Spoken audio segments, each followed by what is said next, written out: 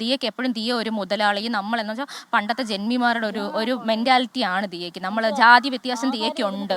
ആഹാരം കഴിക്കുന്ന പോലെ ദിയയ്ക്ക് പ്രശ്നമാണ് അതൊക്കെ. ഓഫീസിൽ ആഹാരം കഴിക്കാൻ വേണ്ടി കുറച്ച് സ്ഥലമേ ഞങ്ങൾ ഒരു മണി ചോറോ വല്ലതും താഴെ വീണോ ഞങ്ങൾ നല്ലതുപോലെ കിടന്ന് പറയും. അത് എല്ലാം CCTV കാണുന്ന ഒരാൾ എങ്ങനെയാണ് ഈ ഒരു വർഷമായിട്ട് പേയ്മെന്റ് മാത്രം കാണാതെ പോയെന്നാണ് ഞങ്ങൾ കസ്റ്റമേഴ്സ് അത്രയും വരുന്നത് വരെ CCTVയിൽ വിസിബിളി കാണാം.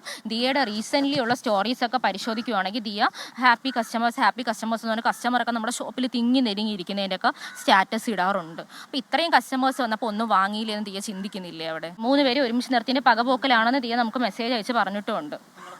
കൊടുക്കുമെന്ന് പറഞ്ഞതിൻ്റെ തെളിവുണ്ട് നമ്മുടെ കയ്യിൽ.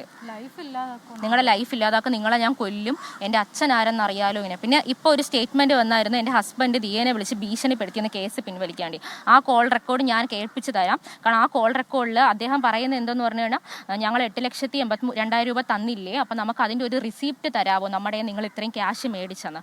അപ്പോൾ ദിയ ഇങ്ങോട്ട് നന്നായിട്ട് നല്ല റഷായിട്ട് സംസാരിച്ചിട്ട് എൻ്റെ അച്ഛൻ ആരാ നിനക്ക് ഇപ്പം കാണിച്ചു തരാമെന്ന് പറഞ്ഞിട്ട് അച്ഛനെ കൊണ്ട് വിളിപ്പിക്കുകയാണ്.